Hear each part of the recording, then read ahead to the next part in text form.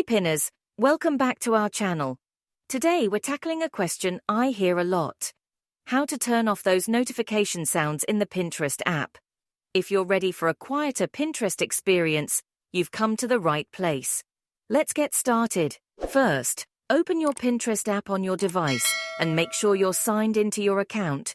We're about to silence those notification tones. Access your profile by tapping on the saved icon in the lower right corner of the screen. Next, look for the hexagon icon in the upper right corner of the screen and tap on it to enter Pinterest settings. Now tap on the Settings option. Within the settings, scroll down until you find Profile Management. This is where the magic happens. Scroll through the notification settings until you locate App Sound. You can now toggle the switch next to App Sound to turn off notification sounds. And there you have it. You've successfully turned off notification sounds in the Pinterest app.